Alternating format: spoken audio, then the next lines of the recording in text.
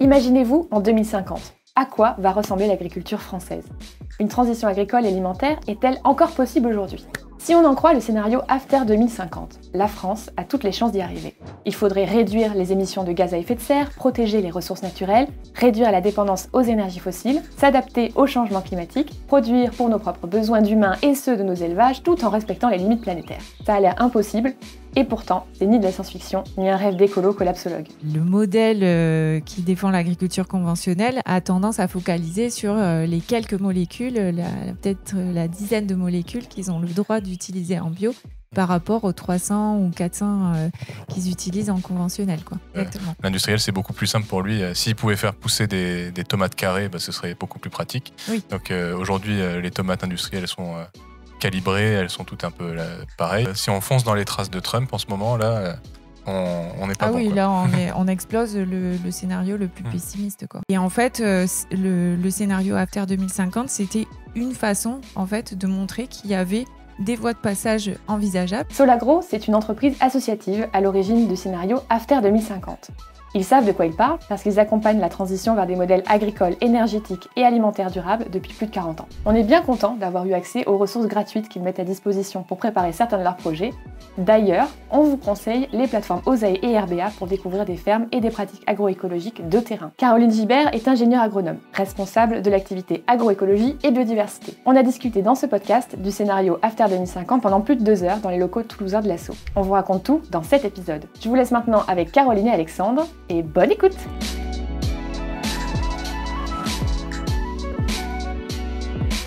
C'est ça qui nous a plu tout de suite avec Solagro aussi, c'est que vous n'êtes pas du tout donneur de leçons ou militant, enfin, en tout cas pas militant comme on l'entend, activiste, un petit peu en lutte contre quelque chose. Par exemple, vous ne placez pas en opposition complète à l'agriculture conventionnelle, mais au contraire, on est complètement aligné avec Oiseaux Bondissants, je crois.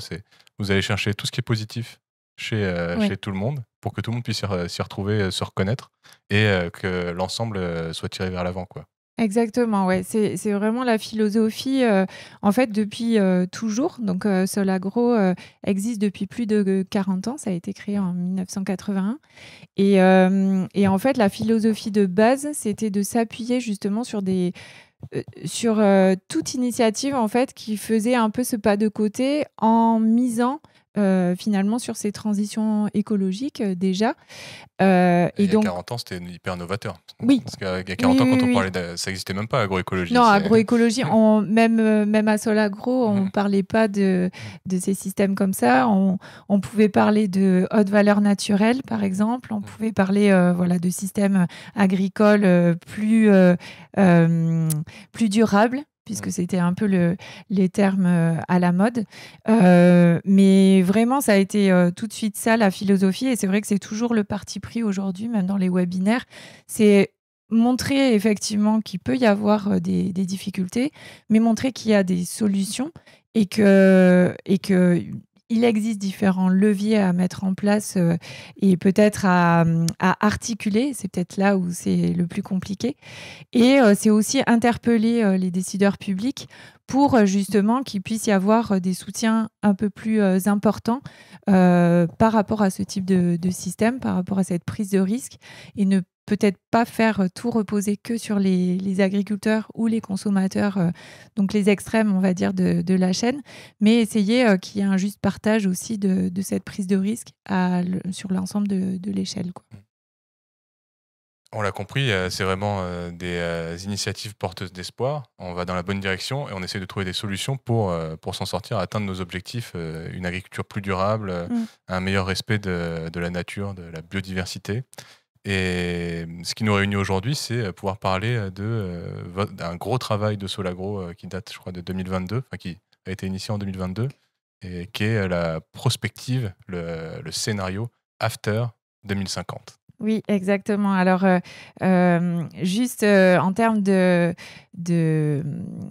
point de départ du scénario After, donc c'est en 2010, donc c'est 12 ans plus tôt que le scénario After est né.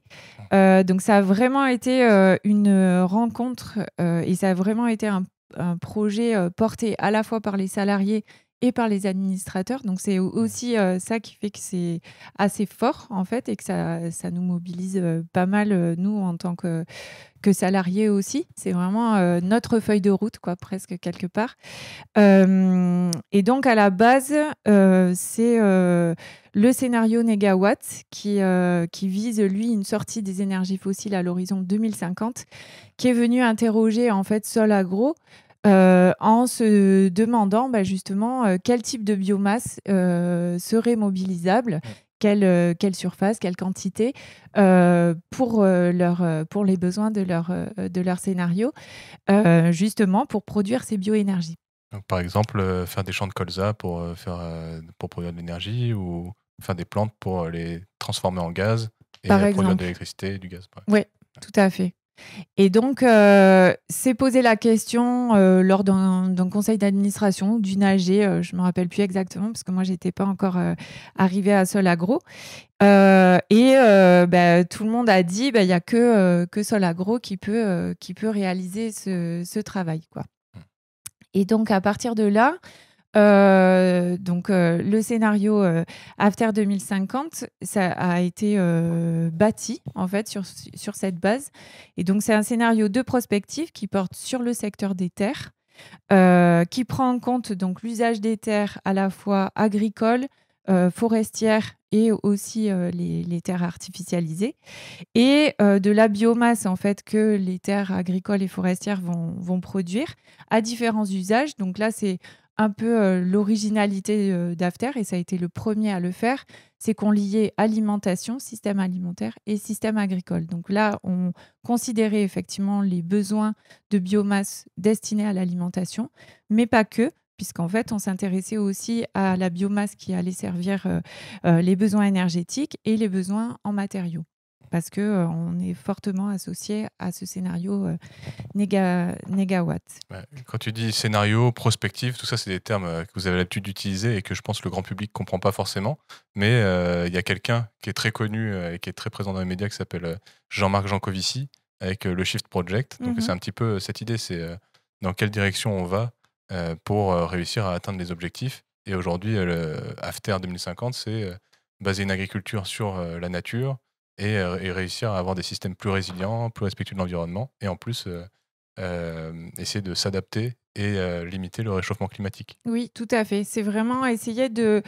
en fait, c'est pas donner une seule direction, c'est plutôt étudier en fait avec toutes les contraintes, ou en tout cas tous les objectifs qui nous incombent, essayer de voir quelles sont les voies de passage.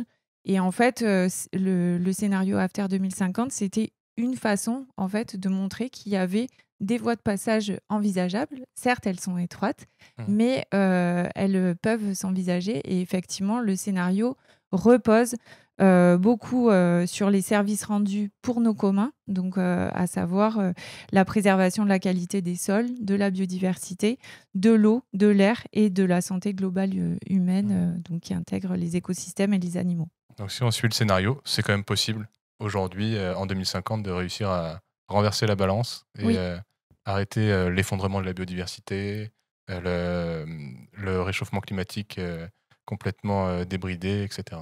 Oui. Ouais, il y a de l'espoir. Effectivement. Un aspect particulier du scénario After 2050, c'est qu'il se concentre beaucoup sur l'alimentation, l'agriculture, mais aussi la biodiversité. Contrairement peut-être au scénario Négawatt ou le Shift Project, etc., qui sont très centrés sur l'énergie, sur le carbone. le carbone, etc. Effectivement, c'est donc à nouveau, c'est aussi dans l'ADN de Solagro d'intégrer cette approche systémique en fait dans tous nos projets. Donc c'est ce qui fait aussi notre originalité. Et c'est vrai qu'on a voulu aussi teinter ce scénario After 2050 par cette prise en compte non négligeable de cette part de la nature en fait dont on a besoin, à la fois pour faire fonctionner en fait nos systèmes agricoles et nos systèmes alimentaires, mais aussi pour vivre sereinement, j'ai envie de dire, et sainement. Et puis, pour contribuer aussi à s'adapter au changement climatique qu'on subit déjà. Alors, comment on va faire pour s'en sortir d'ici 2050 ? C'est quoi les leviers pour Alors, réussir? les leviers majeurs, j'ai envie de dire que l'originalité d'After, c'est qu'on se repose la question en fait de nos besoins, finalement, nos besoins globaux. Donc, bien sûr, nos besoins alimentaires. Et ce qu'on a pu constater, en fait, c'est que on surconsommait aujourd'hui. On surconsomme de la protéine, par exemple, on surconsomme du sucre, on surconsomme du lait. Donc, si on s'en tient, enfin, si on suit les recommandations des plans nationaux nutrition santé, voilà, on est parti de ces objectifs-là, en fait, pour essayer de re-questionner notre assiette. Et en partant de ces objectifs-là, on s'est rendu compte que finalement, on pouvait et puis, il y a une autre composante là-dedans, c'était aussi le fait de pouvoir réduire tout ce qui va être perte et gaspillage dans toute la chaîne de production. Donc, on réduit pas à néant en fait ces pertes parce qu'elles existent mais on les réduit de moitié, ce qui permet voilà, de mettre un petit peu moins de pression aussi sur la production, quelque part, sur la nécessité de produire à tout crin, j'ai envie de dire. Et quoi qu'il en coûte pour la nature ou pour le climat. Et aujourd'hui, ces pertes alimentaires, ça représente, je crois, 30% de la production, donc quelque chose comme ça. Ouais. Ouais, donc c'est énorme. Donc Oui. même si on réduisait à 10%, ce serait déjà un levier hyper c'est important. un levier déjà très important, oui. Et donc, en partant de cette réinterrogation de l'assiette, on a constaté en fait qu'on pouvait arriver à atteindre nos besoins, on va dire, nutritionnels. Alors, le scénario se base sur un adulte moyen, on va dire, en termes de consommateur. Donc, on s'est pas intéressé aux jeunes ou aux plus âgés. Là, on est plutôt focalisé sur un adulte moyen. Dans ce cas-là, en fait, l'originalité d'After, c'est qu'on est allé vers une végétalisation de l'assiette. Donc, on réduit la part de protéines animales au profit de protéines végétales. Donc, on réintroduit des légumineuses au sein de l'assiette pour remplacer justement ces protéines animales. On n'enlève pas la part de protéines animales, c'est-à-dire qu'on maintient de l'élevage et on maintient une consommation de viande en distinguant différents types de consommateurs de viande, donc partant des gros mangeurs jusqu'à ceux qui sont plutôt végétariens. Mais voilà, on réduit quand même très fortement, on inverse les proportions entre protéines animales et protéines végétales. Sachant que notre alimentation aujourd'hui, c'est à peu près un tiers de protéines animales et 2 tiers de protéines végétales, je crois. Oui, c'est ça. Ouais, ok. Et donc ça, c'est un premier levier, c'est modifier l'alimentation, quoi. Et d'ailleurs, on n'a peut-être pas précisé, mais on parle au niveau français. Alors oui, c'est français, mais on considère quand même aussi la part de produits qu'on va importer, notamment des pays d'Amérique du Sud, par exemple, ou tout ce qui va être produit type cacao, café. Voilà. Donc tout ça est intégré en fait dans notre assiette, oui. Et justement, comme tu parles de cacao, tu parles de café, mais on peut aborder la thématique. Un autre levier, c'est réguler un petit peu nos imports-exports de matières premières. Oui, ça peut être effectivement réinterroger finalement les flux d'import-export. Donc, un des choix forts dans After. Donc, non seulement, effectivement, dans After, il y a le fait de réduire la consommation de protéines animales, donc réduire aussi, décapitaliser, on va dire, le cheptel. Et du coup, ça veut dire réduire en fait la pression qu'on peut avoir aussi sur nos importations de tourteaux de soja, par exemple, ou de tourteaux tourteaux de soja essentiellement. Et donc, par exemple, dans After, il y a une réduction assez forte de la consommation et des importations de ces tourteaux de soja, en essayant de relocaliser la production de soja en France. une partie en tout cas de cette production. Et on réinterroge, puisque, comme je l'ai dit en introduction, en fait, on s'intéresse aussi à la forêt. Tout ce qui va être importation de produits tropicaux, de bois tropicaux, notamment, on va stopper ces importations de bois tropicaux. Et on va stopper les importations de soja. Pour mieux comprendre ces histoires de soja, parce que la plupart des gens ils se disent mais c'est les véganes qui déforestent l'Amazonie puisqu'ils mangent du tofu. Mais en fait, ce que tu abordes avec l'histoire des tourteaux de soja, c'est que la France est extrêmement dépendante de la production un peu destructrice de soja brésilien et pour l'importer, pour nourrir les cochons, bétail, les cochons bretons, les vaches, et ça c'est majoritairement pour l'agriculture industrielle. Oui, il faut savoir qu'en fait, donc, la ferme France, si on regarde un peu tout ce qu'on produit à l'échelle de la ferme France et puis tout ce à quoi c'est destiné, en fait, 70% de nos surfaces vont à l'élevage, en fait, sont destinées à l'alimentation de l'élevage.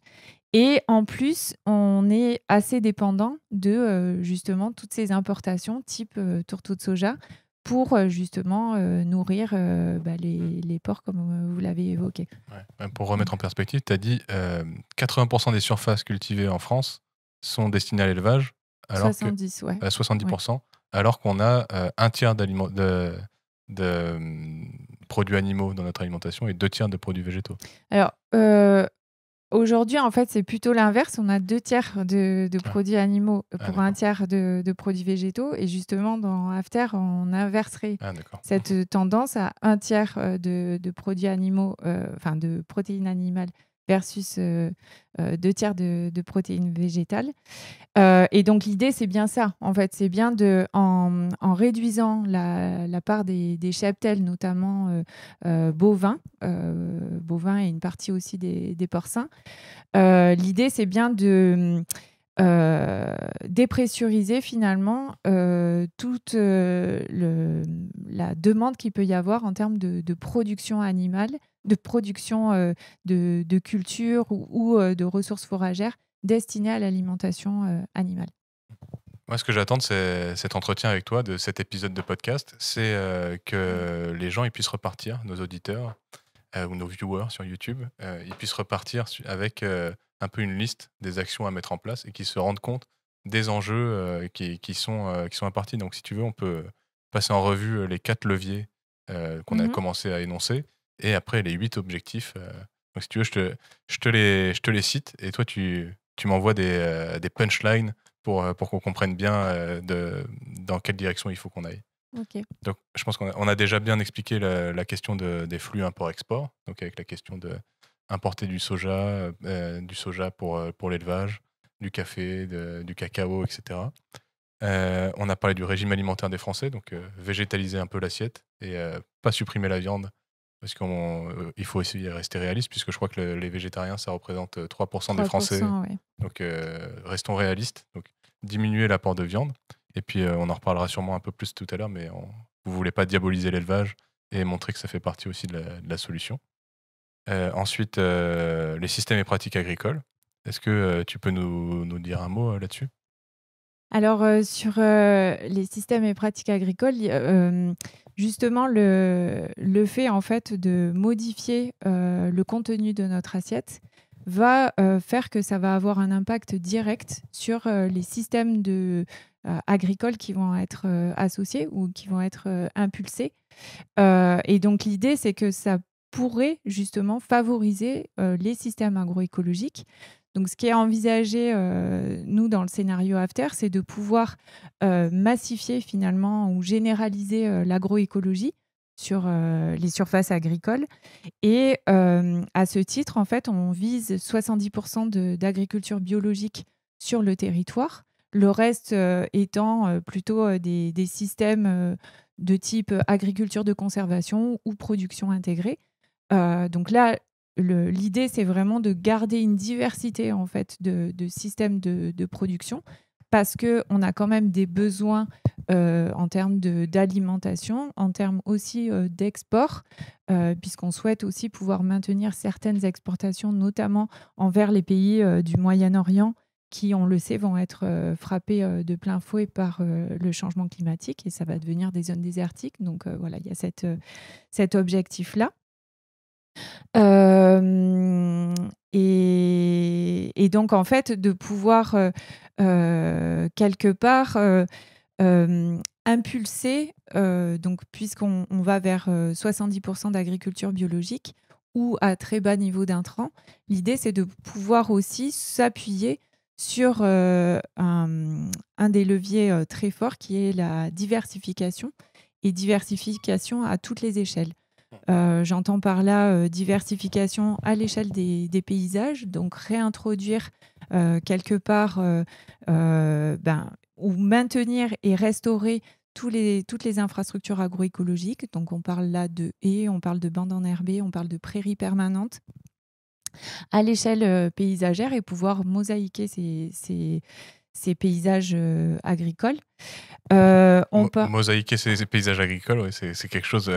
donc il faut s'imaginer une mosaïque, une succession de plein de petits biotopes. Donc ici un champ de céréales, ici une prairie, ici un bosquet d'arbres, ici une haie. Et c'est quelque chose qu'on dit souvent dans nos vidéos, c'est la diversité, c'est la vie finalement. Exactement. En fait, ce qu'il faut que je sais pas comment on dit, les participants, ceux qui écoutent, nos auditeurs, ce qu'il faut retenir, c'est que en fait, la diversité est source de vie, puisqu'en fait, dès lors qu'on a deux habitats différents, on peut avoir tout un cortège d'espèces différentes qui vont y être associées, et même des espèces qui vont venir en plus parce qu'elles affectionnent particulièrement le fait qu'il y ait ces deux espaces. Donc, par exemple, un espace boisé, un espace ouvert, ça va leur être très favorable en fait pour accomplir leur cycle biologique, par exemple. Et est-ce que c'est ce qu'on appelle l'effet de bordure ? Alors, l'effet de bordure, c'est un petit peu différent. Là, c'est plutôt pour les régulations biologiques. Le fait qu'en fait, on ait par exemple une parcelle qui soit entourée avec des haies, des prairies permanentes, par exemple, ou un autre type d'infrastructure, type une jachère fleurie. L'idée, c'est qu'en fait, si la parcelle est très grande, en fait, les auxiliaires qui vont être présents dans ces bordures vont pouvoir pénétrer un petit peu la parcelle cultivée, mais vont pas pouvoir aller trop loin parce qu'elles n'auront pas les ressources, soit habitat, soit proie, par exemple, ou nectar, ou pollen pour survivre. Par contre, ce qui est envisagé dans le scénario After, c'est justement que par la restauration en fait de ces infrastructures agroécologiques et le fait de pouvoir mailler le territoire, donc c'est-à-dire un peu irriguer les paysages agricoles avec une diversité d'infrastructures agroécologiques, c'est autant de couloirs de circulation pour ces différentes espèces, qu'elles soient volantes, qu'elles soient marcheuses, et du coup faciliter finalement leur intervention jusqu'au cœur des parcelles. Voilà. Ce qu'il nous faut, c'est un maximum d'interfaces de milieux différents qui se collent. Exactement. Et comme ça, on a un maximum de diversité. Et de la diversité, ça veut dire de la richesse biologique, finalement. Exactement. Donc là, on parle de la diversité paysagère. Et donc, dans cette diversité, donc on a parlé des infrastructures agroécologiques, mais il y a la diversité des assolements, la diversité des rotations, donc la diversité des cultures qu'on va mettre en place. Il peut y avoir aussi une diversité des systèmes de production à l'échelle d'un territoire agricole, donc avec par exemple des parcelles viticoles qui vont être à proximité de parcelles plutôt céréalières et de parcelles maraîchères. Donc tout ça, ça crée aussi une diversité d'habitats favorable finalement à l'accueil d'une diversité d'espèces qui peuvent leur être associées. Et ensuite, il y a aussi tout ce qui va être diversité finalement à l'intérieur des parcelles. Donc là, on peut parler de culture associée, donc c'est-à-dire le fait de pouvoir mettre en place des cultures qui vont être soit mises en place exactement au même moment, récoltées au même moment, soit légèrement différées, mais qui ont une grande partie de leur cycle en commun. Et c'est par exemple le cas d'un blé associé à un pois, qui vont se rendre en plus des services mutuels. Donc, la céréale, en fait, va pousser à proximité du pois, qui lui va va bénéficier de la tige de la céréale comme un tuteur. Et en fait, ça va aussi avoir comme effet par rapport aux régulations biologiques de pouvoir diluer la plante hôte finalement pour ces ravageurs. Donc les plantes, les ravageurs type pucerons par exemple auront beaucoup plus de mal à retrouver le pois ou le puceron des céréales dans une parcelle comme ça où il y a une mixité de cultures. Et si on va encore plus loin au niveau diversité génétique, on peut parler aussi de mélanges variétaux ou de blé population, par exemple, ou de maïs population, ce genre de choses. Oui, rapidement, le maïs population, ça veut dire, ou une variété population, ça veut dire une variété très diversifiée. Et le très commun, c'est la plante à laquelle on pense le plus, c'est le maïs population, qui a des grains de plein de couleurs différentes. Exactement. Et population en opposition à des variétés qui ont été peut-être très très sélectionnées.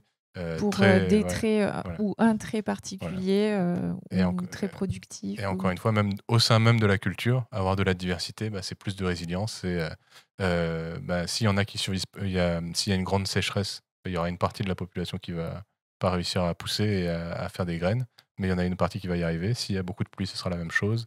S'il y a un ravageur qui vient, il y en a certaines qui vont résister, d'autres non. Exactement. Voilà. C'est vraiment l'objectif en fait d'avoir une diversité de traits finalement. Certains vont être plus précoces par exemple ou d'autres vont être un petit peu plus hautes et donc vont mieux résister finalement aux différents extrémas qu'il pourrait y avoir au niveau climatique ou effectivement à des attaques de ravageurs. Donc c'est vraiment une stratégie, on va dire, qui est beaucoup mise en place en fait chez les agriculteurs bio.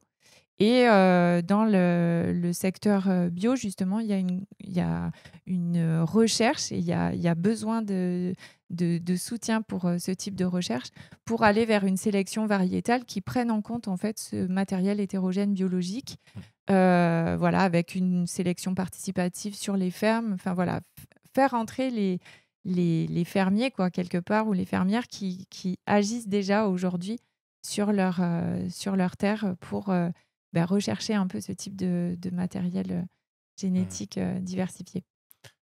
Ce que tu démontres depuis tout à l'heure, et c'est un peu les fondations, je pense, du scénario After 2050, c'est le rôle essentiel du paysan à l'échelle du paysage, puisque c'est lui qui va faire des champs diversifiés, qui va faire plein de milieux diversifiés, des haies, des prairies, des champs, mais des champs avec différentes cultures.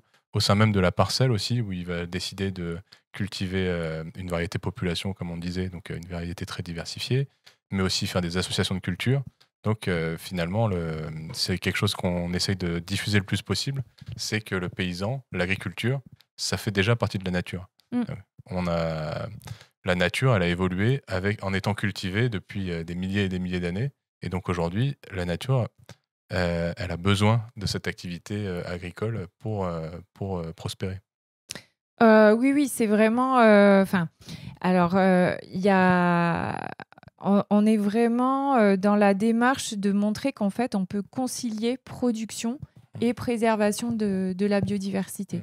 Donc effectivement, aujourd'hui, il y a des modèles d'agriculture qui ne travaillent pas avec le vivant, en fait, qui se servent finalement du sol comme un substrat et comme un support, comme un support et qui en fait intègre beaucoup d'intrants extérieurs, mais sans prendre en compte finalement toutes les fonctionnalités écologiques ou tous les services écosystémiques qui pourraient leur servir en fait d'intrants directement et quelque part leur faire économiser certaines charges en fait qu'ils peuvent avoir aujourd'hui.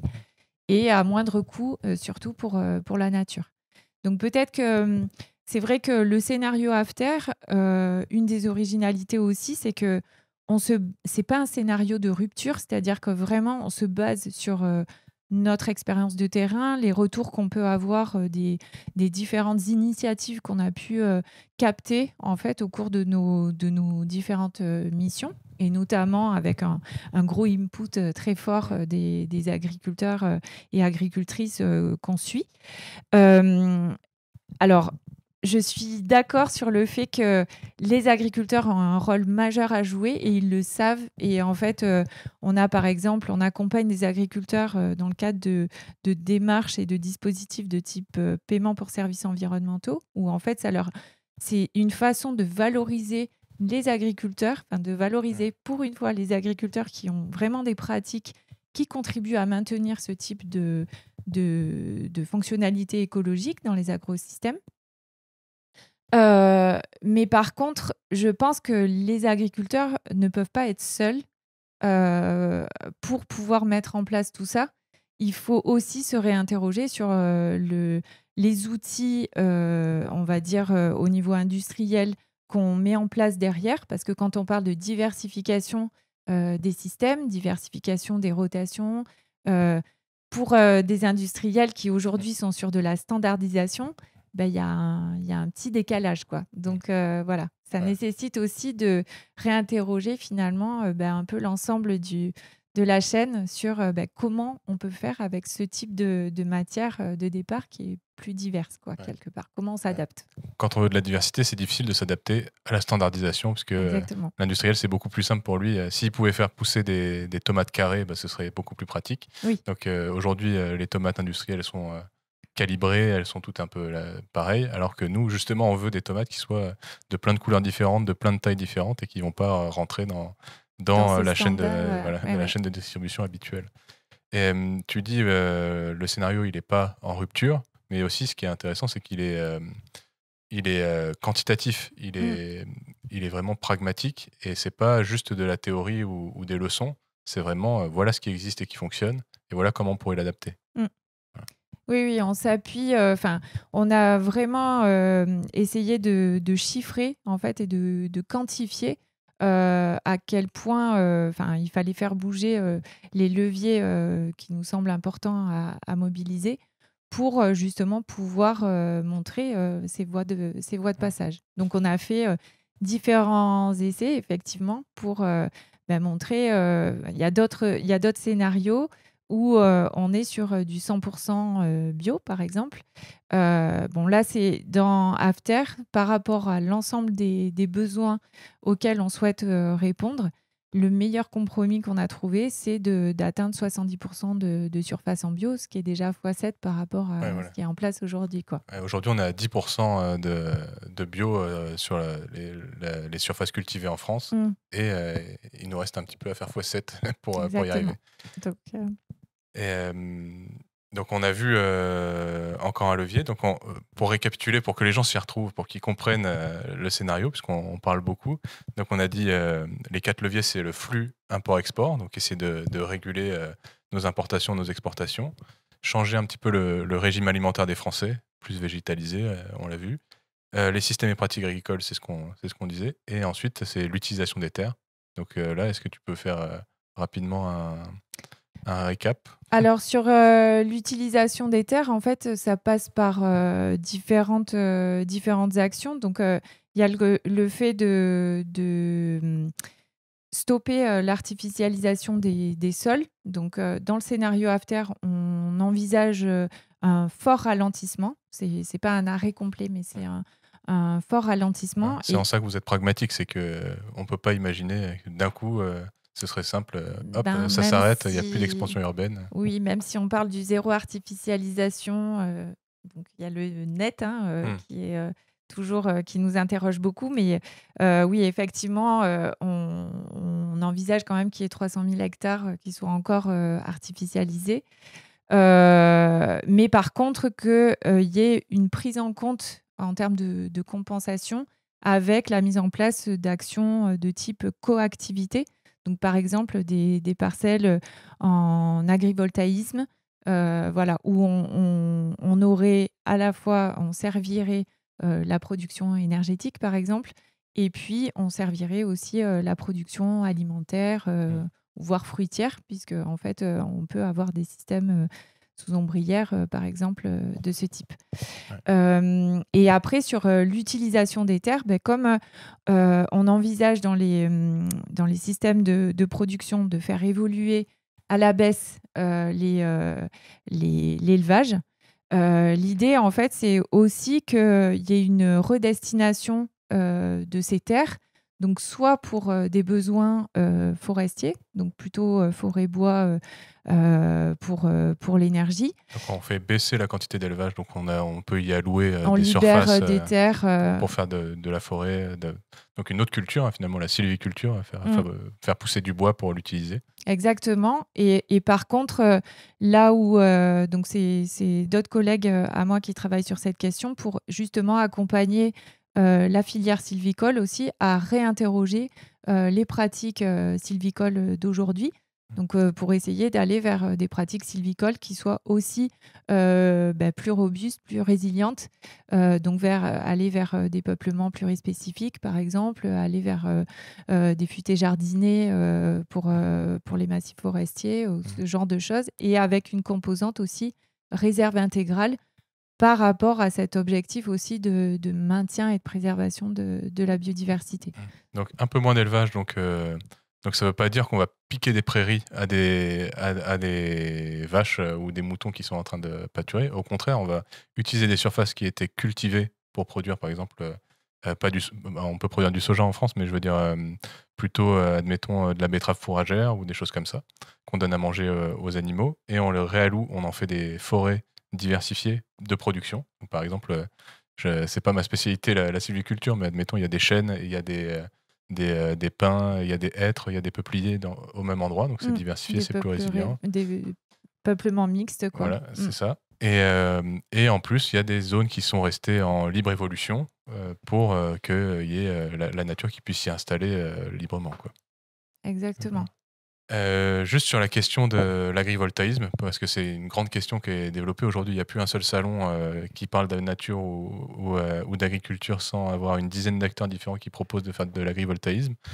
Nous, l'expérience qu'on en a, c'est pas forcément juste construire des bâtiments avec des panneaux photovoltaïques sur le toit, mais par exemple, on a eu la chance de travailler avec un client qui faisait quelque chose qui nous a beaucoup plu. Il installait pour des élevages majoritairement de volailles, donc volailles en plein air et volailles bio aussi.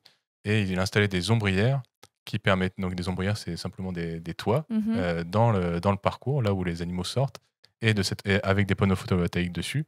Et de cette façon, les animaux pouvaient plus facilement sortir des bâtiments quand il fait très chaud, puisque paradoxalement, ils ne veulent pas sortir forcément quand il fait très chaud. Ils restent tous dans le bâtiment et du coup, la volaille, la température monte et il peut y avoir des morts. Il y a beaucoup d'animaux qui meurent ou beaucoup d'inconfort, etc.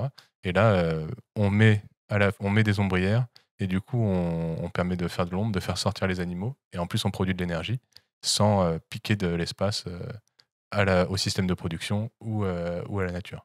Oui, c'est vraiment essayer de combiner finalement à la fois l'activité agricole et l'activité de production avec la production énergétique et aussi, là, ce qui est en ligne de fond, c'est aussi s'adapter au changement climatique. Donc, effectivement, les étés, à certains endroits, vont être de plus en plus chauds.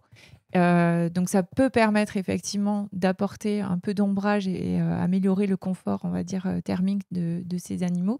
Et surtout, ça peut aussi permettre d'éviter de la prédation aussi qui peut y avoir. Et puis, tous les risques sanitaires qui vont être associés au fait d'avoir un inconfort thermique et puis d'avoir tout le monde qui est ramassé dans le bâtiment.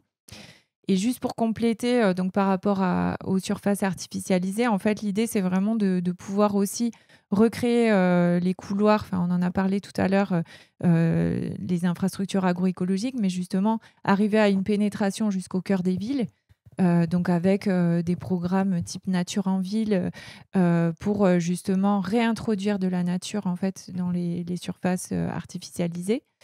Et puis il y a aussi toute la composante, donc les terres qui vont être libérées vont pouvoir aussi servir à mettre en place donc une diversité de cultures. Donc il y a les cultures majeures, mais il peut y avoir aussi toutes les cultures mineures qui aujourd'hui représentent moins de 1% en fait de la surface agricole. Donc ça peut être le petit épote par exemple, le lin, des surfaces comme ça. Donc plutôt à destination à l'alimentation humaine. Ça peut être aussi pour l'alimentation animale, mais là plutôt pour l'alimentation humaine. Et puis ça peut être aussi le fait d'introduire des couverts à vocation énergétique, par exemple, ou de valoriser en fait des ressources fourragères qui ne le seraient plus par l'élevage, donc les surplus d'herbe, on va dire, à destination d'unités de méthanisation. Donc, dans le projet After, ce seraient des unités de méthanisation qui seraient implantées un peu en maillage, on va dire, du territoire national et justement qui permettraient de pouvoir valoriser en fait ces surplus d'herbes qui seront plus à destination de l'alimentation animale et de pouvoir donc bénéficier de la production de biogaz, mais aussi bénéficier du digestat et d'un retour au sol de ce digestat, donc à une échelle territoriale environnant, on va dire, les unités de méthanisation. Ouais. Donc on produit de la matière végétale, ou on valorise aussi par exemple les effluents d'élevage, etc. Et on les met dans un gros pot qui est bien remué. Ça produit du gaz et on transforme ce gaz soit en électricité, soit on l'utilise directement. Et ce que tu disais, c'est il y a un coproduit, c'est le digestat. Et ce digestat, en fait, c'est une matière hyper riche et remplie d'azote qu'on va pouvoir utiliser. Et non seulement on transforme des coproduits en un engrais fertile, mais en plus, on n'a pas besoin d'aller chercher de l'azote en Chine ou en Russie, sachant Exactement. qu'aujourd'hui, la production d'azote de la France, c'est quoi? C'est zéro. On est dépendant à 90% Ouais. de pays qui sont pas sécures du tout. Mm. Donc effectivement, c'est aussi un moyen de pouvoir rendre nos systèmes agricoles beaucoup moins dépendants en fait à des fertilisants qui sont produits voilà, dans des pays qui sont peu sécurisants aujourd'hui et du coup de redonner aussi, revaloriser finalement ces engrais sur nos territoires, sachant qu'en plus c'est de la matière organique. Donc en fait ça contribue à améliorer la circularité, on va dire, et le bouclage des cycles au sein des fermes. Voilà, et à une échelle territoriale. Donc on pense que c'est un combo plutôt gagnant.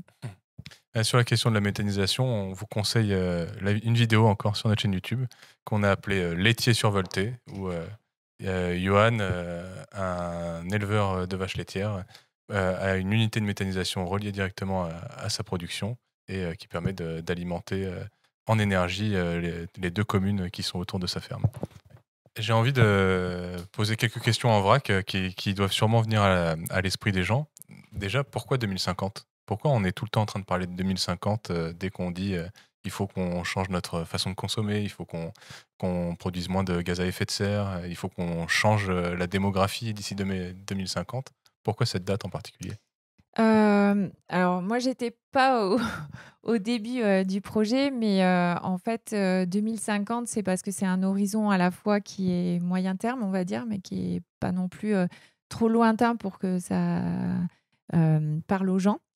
Et puis surtout, on sait qu'à l'horizon, enfin, on sait que le climat de demain, en fait, est écrit en fait aujourd'hui, et on sait qu'à partir de 2050, en fonction des scénarios optimistes ou pessimistes, en fait, c'est à partir de là que va commencer à se faire vraiment la séparation, on va dire, où on va voir vraiment les effets du business as usual Donc, c'est-à-dire le scénario tendanciel où on ne change rien. En fait, on reste avec notre modèle tel qu'on le développe aujourd'hui, voire même, je pense que là, il s'accélère. Ouais, si on fonce Ou dans le si... modèle si on fonce dans les traces de Trump en ce moment, là, on n'est pas Ah bon, oui, quoi. là, on explose le scénario le plus Mm. pessimiste, quoi.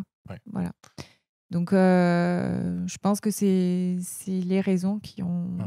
poussé Il faut changer avant 2050, et 2050, c'est le point de bascule si on part sur les 100 prochaines années de façon sereine ou si on, on est dans la panade.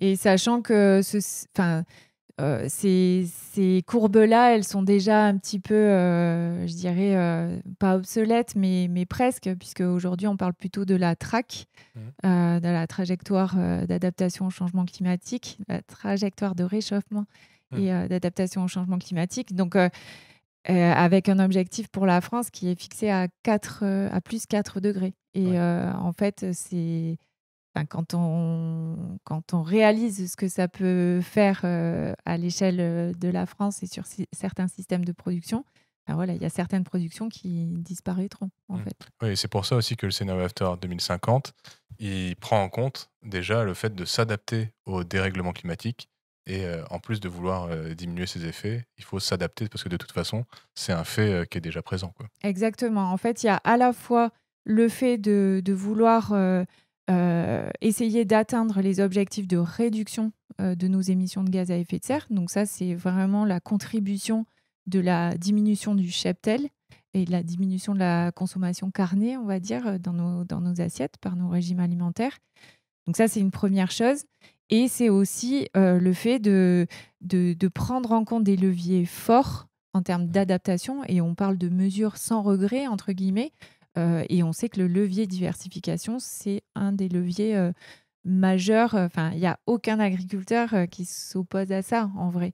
Les difficultés qu'il peut y avoir après derrière, ça peut être technique, ça peut être organisationnel, ça peut être en termes de débouchés, de création des débouchés, où là, effectivement, il y a nécessité que les filières se mettent aussi en branle, entre guillemets, et que même elles commencent à s'organiser en interfilières, en fait, pour pouvoir valoriser l'ensemble et la diversité des productions végétales. Oui, parce qu'on le rappelle, l'agriculteur, le paysan, c'est avant tout un entrepreneur, donc s'il ne gagne pas d'argent, il ne peut pas continuer à faire des belles choses, à faire des haies, à faire des bocages, à faire des prairies permanentes. Il faut qu'il gagne de l'argent avec sa production, sinon il ne vit pas, quoi. Exactement. En fait, et dans le scénario, c'est vrai on envisage, comme on peut avoir dans OSAE, des profils d'agriculteurs et agricultrices qui se destinent à plutôt des circuits courts. Mais on sait en fait qu'il y en a d'autres qui vont se destiner à des filières plus longues, donc qui vont passer par des coopératives, qui vont passer par les marchés, en fait, voire marchés internationaux. Donc, en fait, il faut là aussi, l'objectif pour eux, il y en a certains qui vont diversifier en fait ce type de commercialisation pour justement pas mettre tous les œufs dans le même panier et s'assurer un revenu in fine. Voilà. C'est comme en investissement financier, il faut diversifier le portefeuille, pour diminuer les risques. Exactement. Tu le disais, hein, il faut faire, d'après le scénario, hein, si on veut aller dans la bonne direction, il faut faire x7 l'agriculture biologique aujourd'hui en France. Donc on est à 10%, il faudra arriver à 70%, et le reste en pratique vertueuse aussi, pas ultra polluante, hyper débridée. Aujourd'hui, on est sans arrêt en train de parler de la crise du bio. Ouais, on a aussi beaucoup cassé du sucre sur le dos de la bio, de l'agence bio, de l'OFB, de toutes ces choses-là ces derniers temps. Qu'en est-il? Est-ce que on est parti pour la dégringolade ou est-ce qu'on va réussir à redresser la barre là? Alors, par rapport à la crise du bio, c'est vrai qu'on en parle beaucoup. Il y a eu les médias ont beaucoup relayé ça. Et effectivement, la bio a marqué un coup d'arrêt suite au Covid. Et à partir de 2021, il y a eu vraiment une réduction à la fois de la consommation, des déconversions en fait, qui ont été constatées aussi sur le terrain. Et nous, on est en contact assez proche avec la FNAB, l'agence bio. Et donc, voilà, une réelle inquiétude et aussi des collectivités qui ont mis en place des plans alimentaires territorialisés sur leur territoire et qui voient finalement pas mal d'agris qui préfèrent se déconvertir. Donc, ils étaient bio, ils avaient le label et ils préfèrent sortir du label pour avoir moins de difficultés à produire et à vendre et avoir une meilleure marge, quoi. En fait, un des problèmes majeurs, c'est que en fait, il y a eu à un moment donné un surplus de production en bio, puisqu'il y avait un arrêt de la consommation. Et du coup, on leur a acheté moins cher en bio, alors que c'est quand même moins facile à produire que ce qu'ils étaient rémunérés en conventionnel. Donc, et on a parlé de l'objectif pour les agriculteurs quand même de se dégager un revenu décent. Donc, voilà, on peut comprendre aussi qu'il y a des choix certainement coûteux pour les agriculteurs aussi quand ils se déconvertissent. Mais voilà, c'est vrai que c'est une réalité. Mais par contre, ce qu'on constate aujourd'hui, donc il y a effectivement, les filières longues, elles ont été pas mal impactées, notamment dans le sud de la France, avec des aléas assez forts, des sécheresses, voilà, une succession, on va dire, d'aléas climatiques qui a pu occasionner une remise en question assez forte. Et quand tu dis filière longue, c'est les filières avec beaucoup d'intermédiaires, quoi. C'est l'inverse de la vente directe. Oui. Et par contre, ce qu'on constate aujourd'hui, c'est qu'il y a quand même un frémissement plutôt à la hausse. Il y a une reprise de la consommation, à la fois des ménages. Et puis, il y a aussi les magasins spécialisés type Biocoop, etc., qui ont des chiffres d'affaires qui sont, on va dire, un peu plus prospères que ce qu'il était il y a 2 ans, quoi. Ouais, donc on a eu une crise du bio qui a été due en majorité à la baisse de la consommation globale avec le Covid, avec les confinements, etc. Même si 5 ans après, on a un peu oublié, mais c'était un truc de fou. Et si vous regardez cet épisode dans 10 ans, donc en 2035, il y a eu un moment où tout le monde restait chez soi et n'avait pas le droit de sortir. Il fallait un papier pour pouvoir sortir dans la rue pour aller se promener. Et les gens empruntaient les chiens des voisins parce qu'on avait le droit de promener les chiens et pas de promener tout seul. Voilà. Bon, c'était de la science-fiction, mais ça a existé. Ça a vraiment existé. Et tout le monde a super vite oublié, mais c'était comme ça. Et donc, il y a eu une crise due à ça et puis des conversions, etc. Parce que pas forcément beaucoup d'argent dans les caisses pour encaisser la baisse de revenus, etc. chez les exploitants. Et aujourd'hui, ça commence à repartir à la hausse et on retrouve cette tendance haussière qu'on avait peut-être pas au même niveau qu'il y a 10 ans. Non, peut-être pas avec une croissance à 2 chiffres comme c'était le cas jusqu'à présent, mais ce qui s'est passé aussi, c'est qu'il y a eu des crises un peu successives, des crises agricoles, où en fait, il y a quand même eu de l'agribio-bashing aussi en France. Et donc là, c'est pas Solagro qui le dit, en fait, c'est aussi d'autres partenaires à nous qui connaissent peut-être davantage les filières bio à l'étranger, et notamment en Allemagne, où il n'y a pas du tout la même défiance en fait par rapport au système en agriculture biologique. Et en fait, ce qui ressort de ces crises successives, on va dire, agricoles, c'est une nécessité d'avoir un revenu décent pour les agriculteurs. Et malheureusement, en fait, la composante qui a un peu trinqué, c'est toutes les normes environnementales, parce que on a l'impression en fait que ces normes environnementales empêchent la productivité, quoi. Et aujourd'hui, que ce soit dans les politiques agricoles, il y a quand même un manque de soutien, à la fois de l'agence bio, à la fois de l'OFB. Il y a un manque de soutien de système, par rapport au fait de montrer qu'on peut concilier production et préservation de la biodiversité, et que les systèmes bio contribuent malgré tout à rendre des externalités positive. Alors certes, il y a toujours des axes de progrès et ils en ont conscience et ils travaillent dessus. On les accompagne, nous, sur l'amélioration de certains critères. Mais aujourd'hui, en fait, ça devrait être le fleuron quoi, de l'agriculture, des systèmes agricoles. En fait. Dans la trajectoire, ça reste... Alors après, on peut faire converger agriculture de conservation et agriculture biologique, qui là serait un Graal absolu, mais ça représente peut-être moins d'1% aujourd'hui des surfaces agricoles. Quoi. Pour expliquer en gros, agriculture biologique, c'est sans pesticides, et agriculture de conservation, c'est centré surtout sur la préservation du sol, d'un sol vivant, mais qui autorise par exemple l'utilisation parfois de glyphosate ou de choses comme ça. Alors oui, l'agriculture biologique, c'est le fait de ne pas utiliser d'intrants de synthèse. Donc c'est à la fois les pesticides de synthèse et tout ce qui va être engrais minéraux, par exemple. Mais certains produits sont autorisés en agriculture biologique. Il n'y en a plus beaucoup, mais certains sont utilisés. Et on va dire...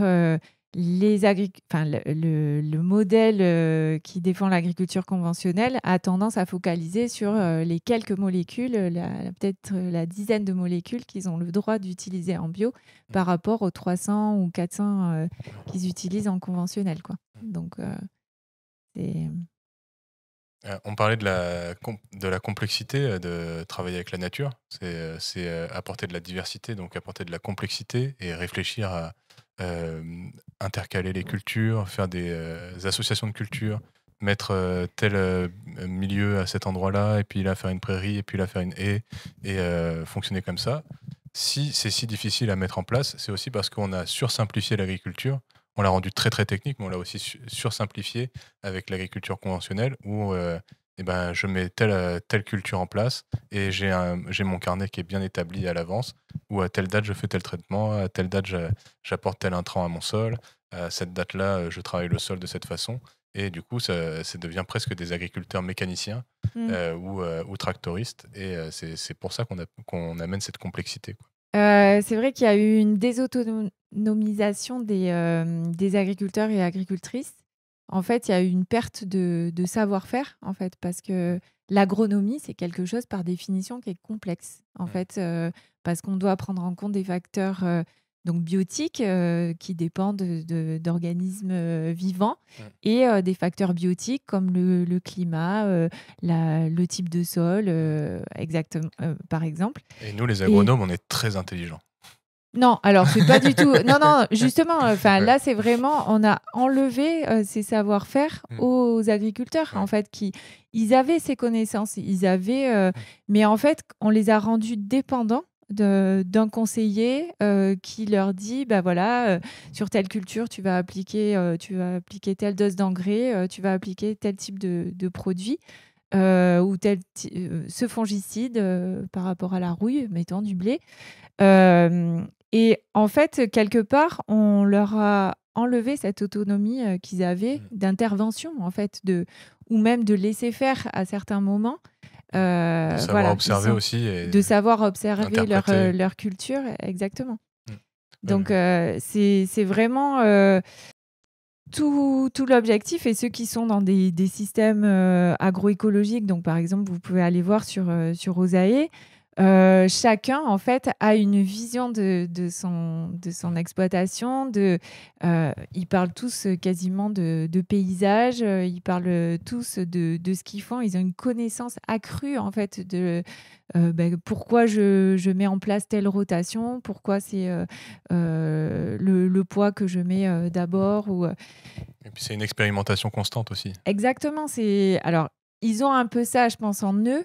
Déjà, ils ont cette autonomie décisionnelle et cette envie, en fait, de chercher de nouvelles techniques. Donc déjà, c'est des gens qui sont très techniques aussi, parce qu'en fait, aujourd'hui, l'agriculteur conventionnel, il y a moins de techniques. Alors, il va dépendre des machines, il va dépendre il y a plus de techniques aussi, dans la machine du numérique, de plus en plus, parce qu'ils sont aussi pas mal assistés par ça. Mais alors que finalement, remettre de la complexité. Certes, la période de transition, elle est pas évidente et souvent, les agriculteurs, qui passent, par exemple, d'agriculture conventionnelle à l'agriculture de conservation, ils disent que, voilà, ça prend du temps, en fait, avant de remplacer, le décompactage, de la machine par un décompactage biologique, par exemple, par les racines et cetera. Mais, en fait, par de l'observation, par, aussi des réseaux d'entraide. Le fait d'avoir des collectifs aussi associés, c'est très important pour, quand on part sur des techniques nouvelles, savoir comment mettre en place les autres cette pratique, ça peut aider justement à éviter certaines erreurs, entre guillemets, de débutants ou voilà, aller un petit peu plus vite dans dans l'appropriation de cette pratique. Donc l'objectif avec Osae, c'est vraiment ça, c'est vraiment de donner à voir pour inspirer d'une part, mais aussi pouvoir orienter et aiguiller plus rapidement les agriculteurs à s'y frotter, quoi, entre guillemets. Ouais, et tu disais, les agriculteurs, ils avaient ce savoir autrefois, peut-être les générations d'avant. Et ça a été d'ailleurs le grand conflit au moment de l'arrivée de l'agriculture moderne et du remembrement, etc. On pourra en reparler dans d'autres épisodes de podcast. On ne peut pas parler de tout là, dans celui-ci. Et justement, il y a 2 jours, on tournait dans la Drôme avec un agriculteur qui disait que son grand-père avait une connaissance très pointue de chaque plante, chaque animal qui pouvait vivre autour pas de ses parcelles, mais de sa ferme. Et que lui, il est reparti en agriculture, en agroécologie. Donc beaucoup de complexité, des couverts végétaux, c'est-à-dire de l'herbe entre ses arbres, entre ses vignes, etc. Et il dit qu'il est en conflit direct avec son père, qui lui n'était plus dans la transmission non plus. Parce que son père a arrêté toutes les pratiques qui étaient faites par le grand-père, qui lui connaissait bien son milieu. Et le père a été en rupture totale. Et maintenant, c'est le fils qui doit être de nouveau en rupture pour repartir sur cette idée d'expérimenter, de laisser vivre, de connaître le milieu. Oui, de réensauvager en fait son milieu. C'est tout à fait, le poids, le poids ou la pression, on va dire, sociale est très important, et notamment dans les schémas comme ça un peu familiaux, où en fait il peut y avoir, lié à un historique, des conflits quelque part intergénérationnels entre différentes pratiques. Alors c'est sûr qu'à l'époque du remembrement, en fait, il y a eu des avancées aussi et des progressions, on va dire, en termes de pénibilité du travail, en termes de modernité aussi du métier. Voilà, il y a eu des avancées positives, mais ça a peut-être été poussé à l'extrême. Et aujourd'hui, en fait, ce qu'on montre avec After, c'est que peut-être que ça serait le temps serait venu de réinterroger en fait ce système qu'on a voulu à cette époque-là, parce qu'on sortait de la guerre, parce qu'il fallait nourrir la population, il fallait relancer un modèle agricole fort. Mais peut-être qu'on peut le réinterroger, parce que ça a conduit quand même à beaucoup de dérives, en fait. Ça a conduit à une simplification des paysages, ça a conduit à une pollution de tous les milieux. Donc ça, c'est une expertise scientifique de l'INRAE et de l'IFREMER qui le montre, qui s'est intéressé justement à l'impact des produits phytos sur les matrices et les systèmes écologiques, et qui a en fait les systèmes écosystémiques, pardon, et qui a montré que toutes les matrices et tous les milieux étaient contaminés, y compris la mer. Donc en fait, on sait que quand on va appliquer un produit, ça va avoir un effet dans la parcelle, mais en fait, ce qu'on ne sait pas, c'est finalement tous les effets induits, donc de par le transport de ces molécules, et de par le transport et le ruissellement jusque dans les mers, quoi, dans les estuaires. Donc il faut tout penser à l'échelle du système et pas simplement à l'échelle de la culture. Exactement. Une belle phrase d'agronome. On a parlé de l'élevage, surtout on a parlé du fait qu'il fallait végétaliser l'assiette. Donc ça, c'est un truc qu'on entend beaucoup, de toute façon. aussi bien dans le Shift Project avec Jean-Marc Jancovici ou autre. Mais le scénario After 2050, il parle pas d'arrêter l'élevage, il parle de désintensifier et réduire quand même en quantité. Donc en fait, ce qui est envisagé, c'est de réduire de 50% le cheptel bovin et de 30% le cheptel plutôt monogastrique. Donc monogastrique. Monogastrique, porc et volaille, grosso modo. Et en fait, ce qui est envisagé dans notre scénario, c'est plutôt de soutenir tout ce qui va être élevage extensif et plutôt sous label. Donc, qui peut être bio, label rouge, par exemple, ou AOP. Et l'idée aussi, c'est de pouvoir s'appuyer peut-être sur des races qui sont un peu moins exigeantes. Donc, par exemple, pour les bovins, ce serait peut-être s'appuyer sur des races mixtes qui permettent à la fois de produire du lait ou tous ces dérivés et de la viande. De façon de meilleure qualité, on va dire, que ce qu'on peut avoir aujourd'hui avec des races qui sont sélectionnées pour être très productives en lait, comme la Prim Holstein, par exemple. Oui, ça, c'est une thématique qu'on aborde souvent. C'est donc la Prim Holstein, pour que les gens se figurent, c'est la vache laitière emblématique, donc blanche avec des taches noires ou noire avec des taches blanches, comme vous voulez. Et avec un énorme pie et qui produit énormément de lait, mais du coup, comme elle est très productive, elle est très fragile. Et donc, elle vit en bâtiment, il faut la traire très régulièrement, etc. Et peut-être que c'est pas le lait de la meilleure qualité. Et aussi, elle n'est pas capable de valoriser des fourrages très diversifiés. Et il lui faut, en gros, de la nourriture de culturiste pour qu'elle soit capable de produire tout ce lait et être en bonne santé. Alors que ce que vous préconisez avec After, c'est utiliser des races plus rustiques qui sont capables de vivre en extérieur, de valoriser des pâturages qui sont plus maigres et de supporter des maladies, des parasites, des choses comme ça qui n'auraient pas. Donc moins d'usage de médicaments. De produits végétaux pour ces élevages-là. Ouais. Oui, l'idée, c'est vraiment de pouvoir faire reposer ces systèmes, donc des systèmes plus extensifs. Donc, c'est déjà des systèmes qui sont davantage à l'herbe, avec des prairies qui présentent une flore plus diversifiée que ce qu'on peut trouver aujourd'hui.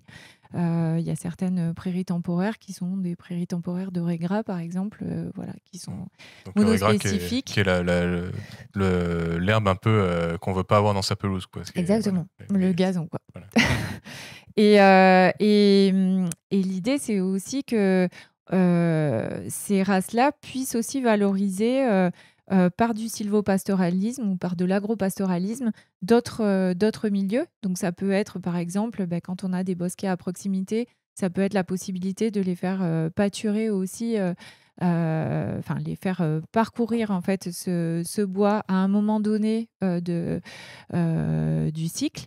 Ne serait-ce que pour leur procurer un ombrage, ne serait-ce que pour leur procurer en fait une stabulation, on va dire, d'été, pour qu'elles soient aussi plus confortables. Et c'est aussi la possibilité de valoriser des espaces comme les cosses, les pelouses, avec une végétation, comme vous le disiez, beaucoup plus maigre. Et du coup, d'arriver à valoriser ça en fait dans leur viande ou dans leur lait, sous la forme de fromage, par exemple, comme ça peut être le cas dans les Cévennes. Oui, quand on dit pâturage plus maigre, c'est, pour simplifier, on dit la vache, la Prim Holstein, on va lui apporter du tourteau de soja qui vient du Brésil, alors que peut-être que la basadaise ou la ferrandaise, elle sera capable de pâturer de l'herbe, tout simplement, plus ou moins sauvage, des sous-bois, et quand même produire sans problème. Exactement. Et puis, c'est aussi pouvoir réintroduire finalement dans ces systèmes herbagés la possibilité aussi d'introduire des métaides, donc des cultures associées, mais plutôt destinées à l'alimentation animale. Donc là, on va mélanger par exemple triticale, pois et avoine, mettons, pour pouvoir donner ça à consommer aussi et pouvoir avoir un apport à la fois protéique et énergétique aussi en complément de l'herbe qui serait pâturée par ailleurs. Oui, si Donc c'est l'éleveur il n'a pas assez de parcelles en prairie pour nourrir ses animaux toute l'année, il peut avoir un complément en faisant des cultures associées avec différentes céréales et les donner à manger et à ses pour être animaux. aussi moins dépendant de tout ce qui va être importation de concentrés qui sont donnés aujourd'hui ou de tourteaux de colza ou de soja comme vous l'évoquiez. Oui, c'est ça. Quand on parle de tourteau ou de concentré, en fait, c'est des petites granules, un petit peu comme. Je sais pas si les gens ont connu ce genre de truc où il y avait des mini-fermes et on pouvait mettre une pièce dans un distributeur automatique, on avait des granulés et on allait nourrir les chèvres à la main comme ça. Je sais pas si C'est ça vrai. existe encore, mais je me souviens quand j'étais tout petit, on faisait des choses comme ça. Ouais, Ouais. voilà.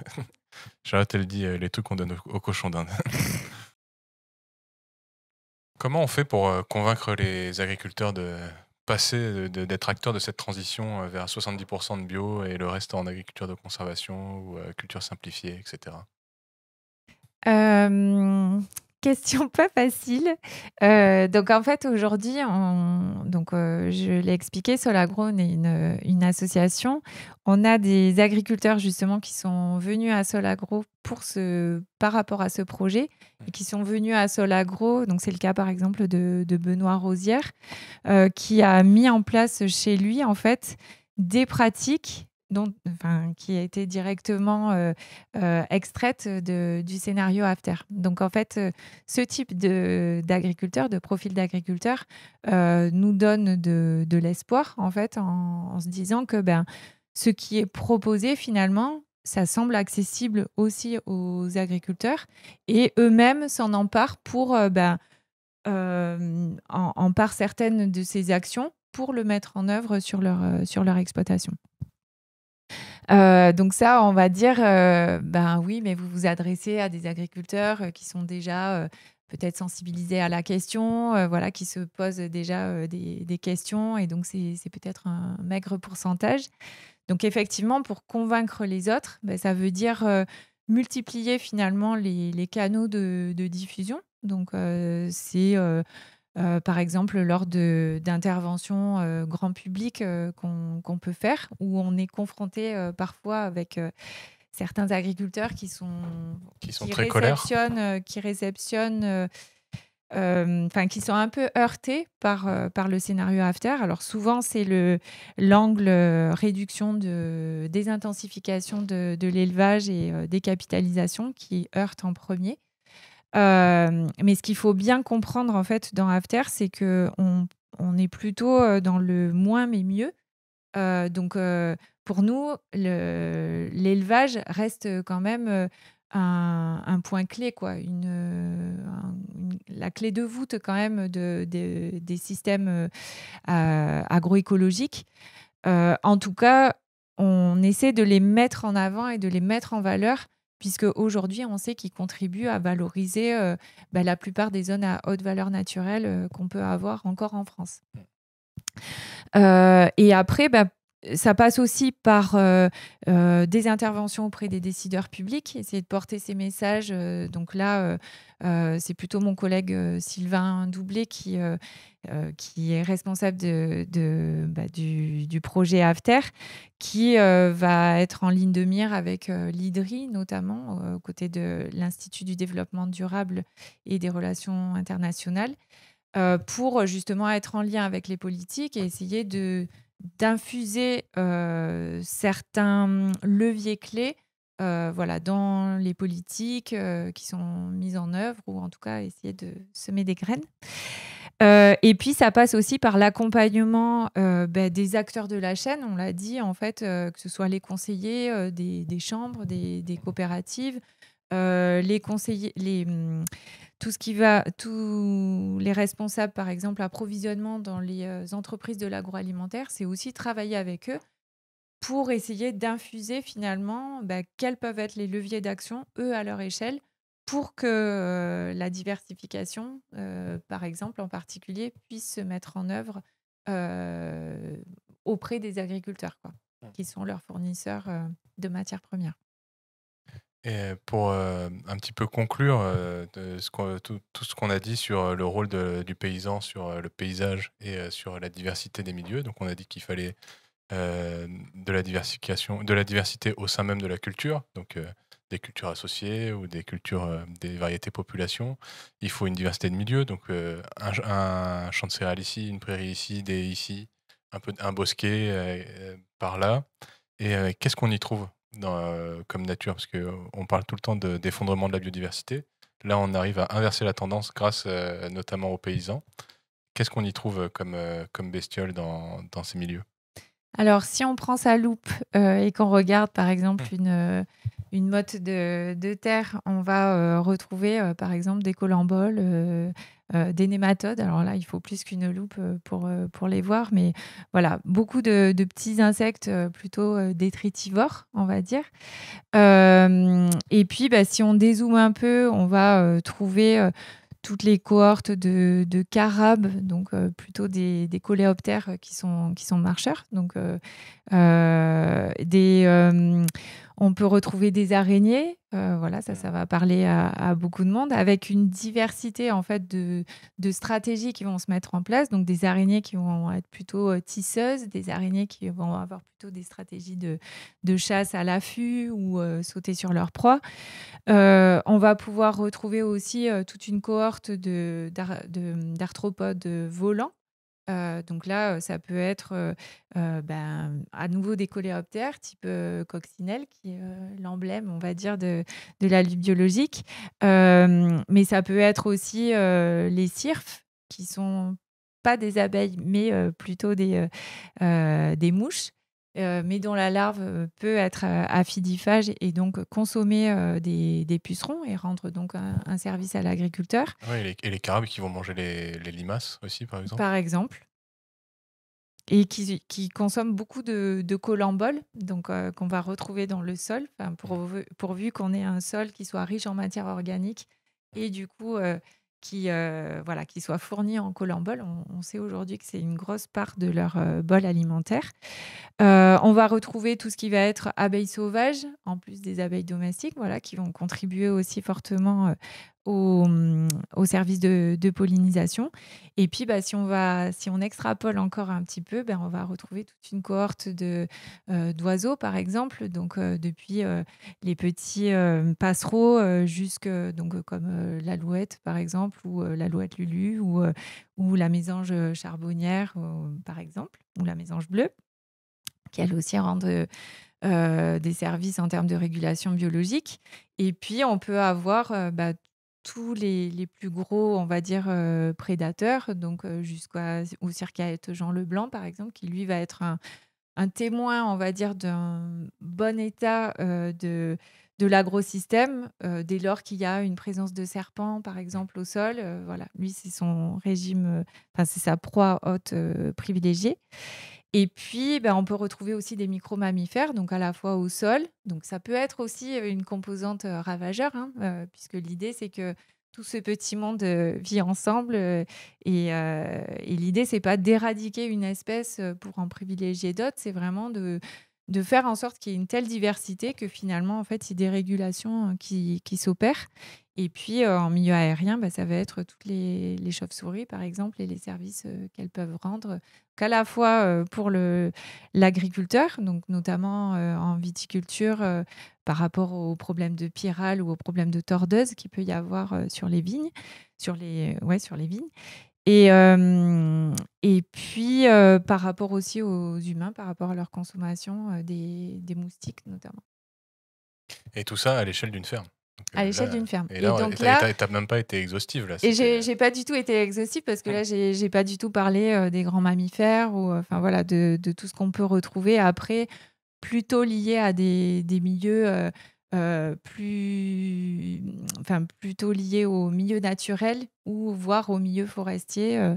Donc ça peut être le loup, ça peut être tout ça, alors qu'on peut très bien se projeter en imaginant un champ de blé où il y a le blé bien doré, bien droit, bien dense, et juste la terre en dessous, alors qu'en fait, il peut y avoir une une diversité immense de bestioles qui vivent. Donc ça, c'est pour les bestioles. Et il y a aussi les plantes, donc notamment les plantes qu'on appelle messicoles, c'est-à-dire qui affectionnent particulièrement les terrains cultivés et qui vivent de façon privilégiée dans les parcelles des agriculteurs ou autour. Exactement. Alors, les messicoles, c'est les compagnes des moissons. Donc, on les retrouve essentiellement dans les parcelles de céréales d'hiver en général.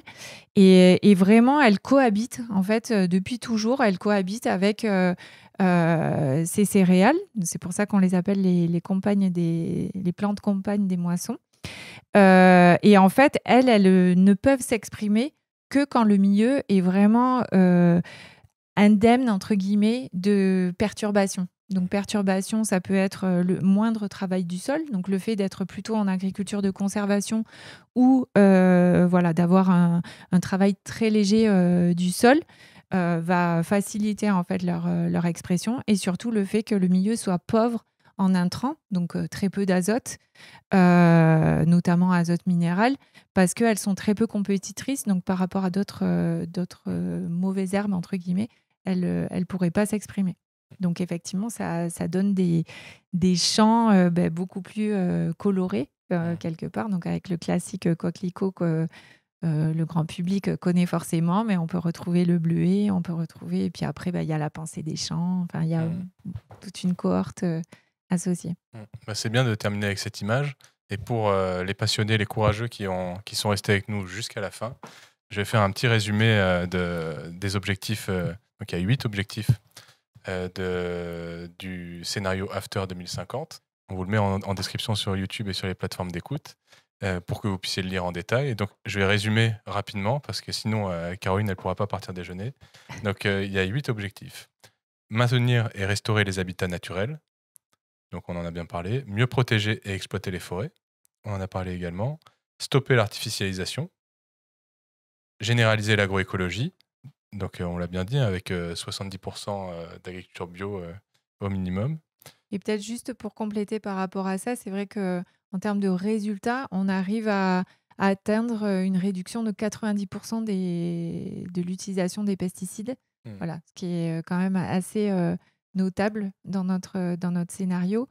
Et juste pour compléter aussi, pour dire que ce levier de l'agriculture biologique, on n'est pas les seuls en fait à le mettre en avant dans nos scénarios. Toutes les prospectives aujourd'hui qui sortent, que ce soit à l'échelle nationale ou à l'échelle européenne, parlent de ce levier en fait. Donc c'est pour dire en fait que voilà, il y a une convergence en fait vers le fait qu'on a un levier dont on sait qu'il est majeur si on veut faire bouger les lignes. Mais aujourd'hui, il y a une difficulté à ce que les politiques s'en emparent, quoi. Ouais.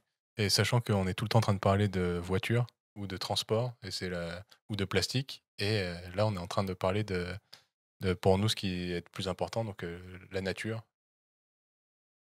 Oui, et puis notre alimentation et la santé, notre santé, celle de nos enfants, celle des générations futures, et puis celle de notre environnement, effectivement.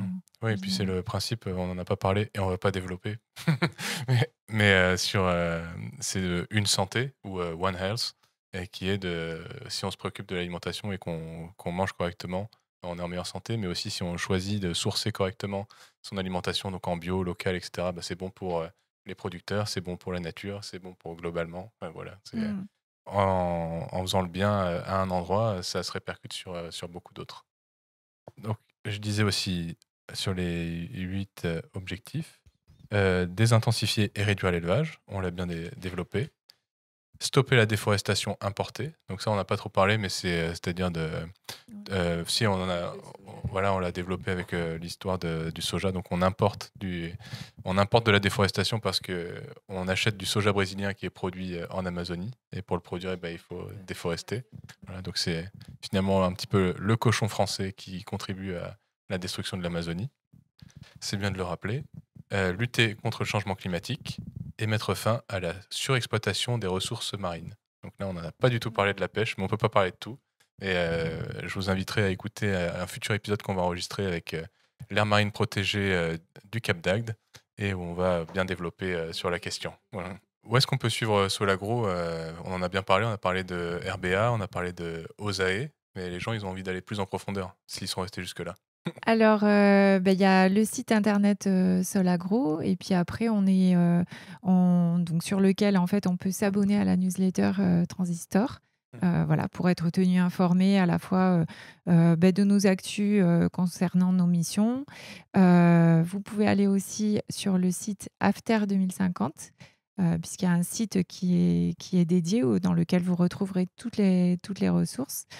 Et aussi, on est présent sur les réseaux sociaux, donc via LinkedIn notamment. Trop bien. Bah, merci beaucoup, Caroline. Merci. Merci beaucoup.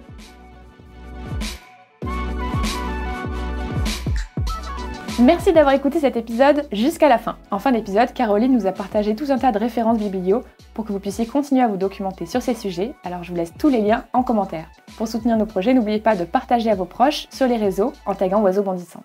Oiseau Bondissant, c'est nous, Charlotte et Alexandre, deux réalisateurs agronaturalistes. On est tous les deux ingénieurs agronomes, naturalistes passionnés, réalisateurs de documentaires et de publicités. Ça fait plus de 5 ans maintenant qu'on vulgarise les savoirs et les pratiques agroécologiques. Et on réalise pour vous aussi des contenus audiovisuels professionnels et authentiques pour vous aider à transmettre votre message et trouver votre clientèle. Si vous avez envie de travailler avec nous, n'hésitez surtout pas à nous écrire à alexandre@oiseaubondissant.fr. Vous pouvez aussi écrire à charlotte@oiseaubondissant.fr, c'est comme vous voulez.